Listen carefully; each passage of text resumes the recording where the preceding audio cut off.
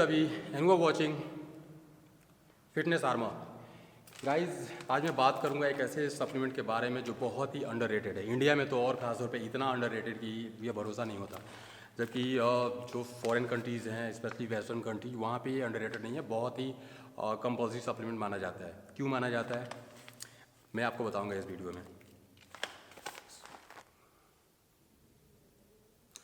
Guys, इसका नाम है सिट्रुलिन मैलेट। पहले मैं आपको सिट्रुलिन के बारे में बता दूं कि सिट्रुलिन है क्या, और फिर मैलिक एसिड जो इसमें अटैच है उसके बारे में आपको बताऊंगा। गाइस, सिट्रुलिन जो है वो सबसे ज़्यादा निकाला जाता है तरबूज से।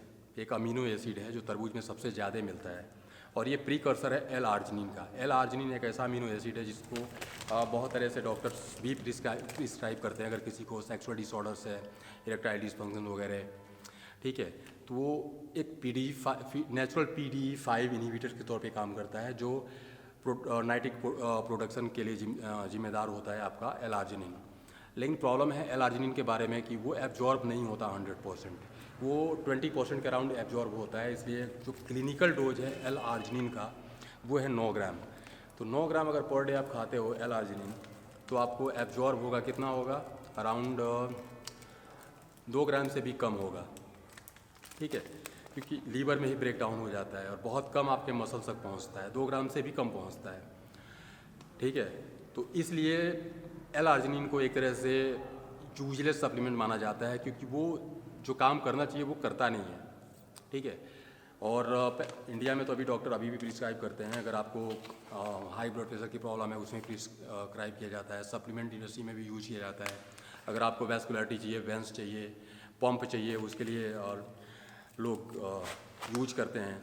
लेकिन असल में वो यूजलेस सप्लीमेंट है, क्योंकि वो एब्जॉर्ब होता ही नहीं है। जब तक ब्लड इसी में आपके नहीं जाएगा कोई सप्लीमेंट, तो कैसे काम करेगा।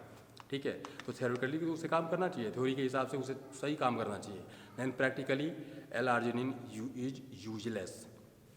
तो वहाँ पे काम करता है सिट्रुलिन मैलेट। ये क्लिनिकल जो इसका जो डोज है वो मिनिमम है 4 ग्राम्स, 4 ग्राम। और मैलिक एसिड का यानी कि सिट्रुलिन मैलेट अगर आप ले रहे हो तो वो 6 ग्राम के आसपास आपकी डोज होनी चाहिए। तो ये करता क्या है, एब्जॉर्ब लगभग 100% ये होता है। एब्जॉर्ब होकर जब आपके ब्लड स्ट्रीम में जाता है तो ये कन्वर्ट हो जाता है एल आर्जिनिन में। ओके, जो आप एल आर्जिनिन डायरेक्ट यूज कर रहे थे ना, उसी में ये कन्वर्ट हो जाता है आपके ब्लड में जाने के बाद। और जब एल आर्जिनिन में कन्वर्ट होता है तो आपके ब्लड वेसल्स जो होते हैं ना वो डायलेट हो जाते हैं, क्योंकि एक गैस प्रोड्यूस होती है आपके वेंस और आर्टरीज में, वो होता है नाइट्रिक ऑक्साइड। नाइट्रिक ऑक्साइड जब प्रोड्यूस होती है तो आपके वेंस जो होते हैं वो डायलेट हो जाते हैं। डायलेट का मतलब कि जो स्मूथ मसल होती है वो रिलैक्स हो जाती है। जब रिलैक्स हो जाती है तो वो फैल जाती है। ठीक है, जब फैल जाती है तो ब्लड का फ्लो बड़ा अच्छा होता है और ज़्यादा ब्लड आपके वेंस में कैरी करता है। ठीक है, जब ज़्यादा ब्लड आपके वेंस में कैरी करेगा तो जो न्यूट्रिएंट्स आप मतलब जो खाना आप खाते हो, जो डाइट लेते हो, उसके जो न्यूट्रिएंट्स हैं उनकी डिलीवरी भी बड़ी आसानी से होगी आपके मसल तक। ठीक है, तो नाइट्रिक ऑक्साइड के ये फ़ायदे हैं।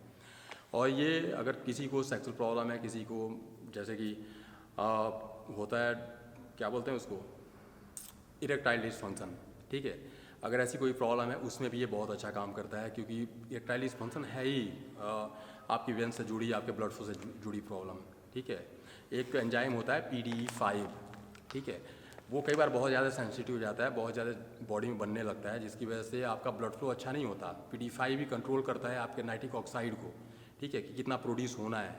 अगर PDE5 ना रहे तो नाइट्रिक ऑक्साइड बहुत ज़्यादा प्रोड्यूस होगा और आपके ब्लड वेसल बहुत ज़्यादा फैल जाएंगे। तो हर चीज़ को कंट्रोल करने के लिए एक चीज़ होती है काउंटर करने के लिए। तो PDE5 कई बार ज़्यादा ओवर रिएक्ट करने लगता है, जिसकी वजह से आपके नाइट्रिक ऑक्साइड को किल मतलब करता है। जब किल करता है तो आपके ब्लड वेसल्स फैल नहीं पाते और ब्लड फ्लो अच्छा नहीं हो पाता। तो सेक्सुअल डिसऑर्डर में भी वही होता है, सेम ब्लड फ्लो अच्छा नहीं होता, इसलिए इरेक्शन अच्छा नहीं आता। इसके लिए नेचुरल सिट्रुलिन से बेटर अगर मतलब दुनिया में अगर कुछ है तो 1-2 सप्लीमेंट्स और हैं, मैं उनके बारे में आगे की वीडियो में बात करूँगा। अभी बता देता हूँ उनका नाम क्या है। एक तो नाइट्रोसिजिन। नाइट्रोसिजिन एक ऐसा सप्लीमेंट है जो आर्जिनिन को सिलिकेट से कंबाइन करके बनाया जाता है, और वो कम डोज में लंबे टाइम तक आपको नाइट्रिक ऑक्साइड प्रोड्यूस करता है आपके ब्लड वेसल्स में। तो एक बहुत अच्छा सप्लीमेंट है, बहुत ही एक्सपेंसिव भी है, तो किसी दिन और बात करेंगे उसके बारे में।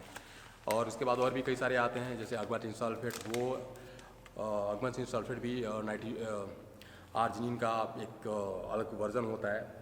और एक और सप्लीमेंट आता है गाइस, डायरेक्ट नाइट्रेट।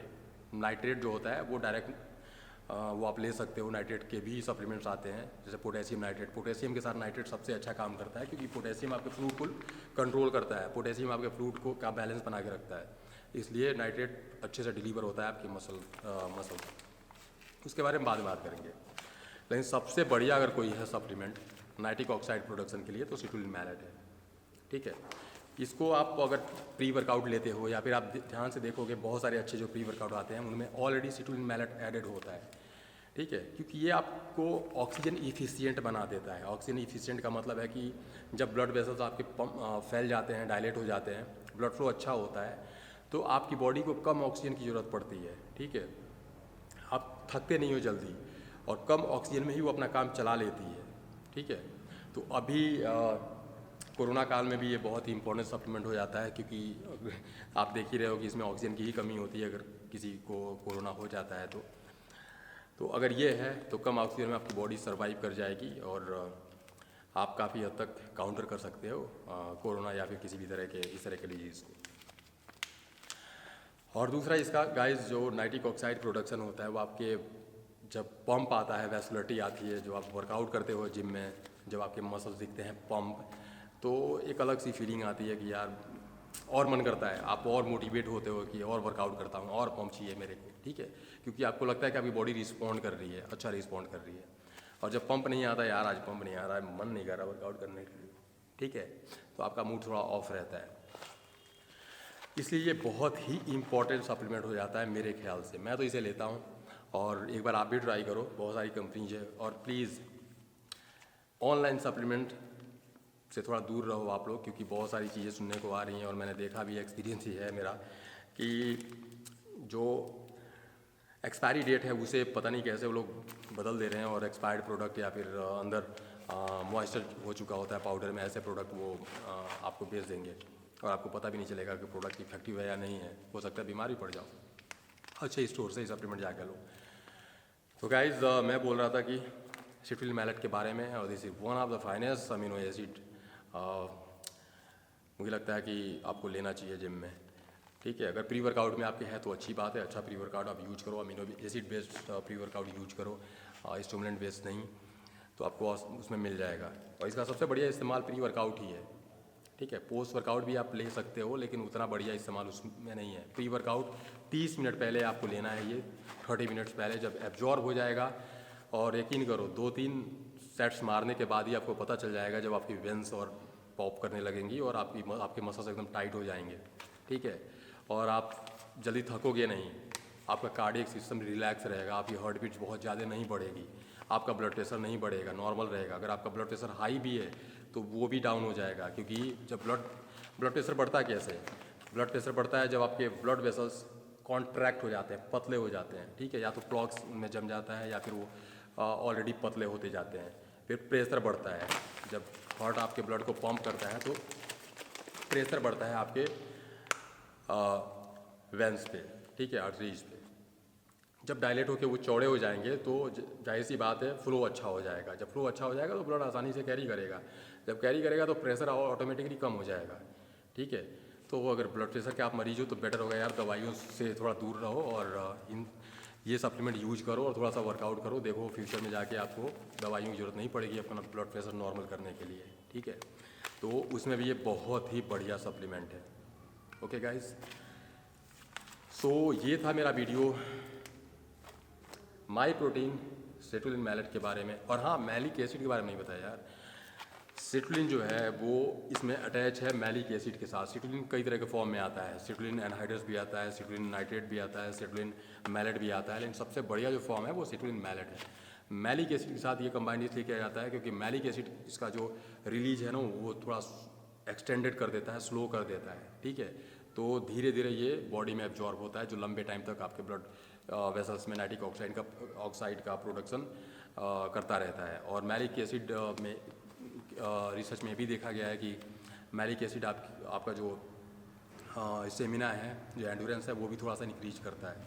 इसलिए सिट्रुलिन मैलेट अगर इस फॉर्म में है तो ये बेस्ट है, अदरवाइज आप प्योर सिट्रुलिन भी आप यूज कर सकते हो। लेकिन सिट्रुलिन आप यूज करो तो वो आप 4 ग्राम्स पर डे यूज कर सकते हो पर सर्विंग, और मैलिक एसिड के साथ अगर सिट्रुलिन मैलेट है तो आप 6 ग्राम, कम से कम 6 ग्राम, ज़्यादा आप जा सकते हो, 8 ग्राम 9 ग्राम भी जा सकते हो, कोई फ़र्क नहीं है, कोई प्रॉब्लम नहीं है, लेकिन कम से कम 6 ग्राम आपकी सर्विंग होनी चाहिए। Okay guys, so my name is अभी, यू आर वॉचिंग फिटनेस आमा, सी यू अगेन।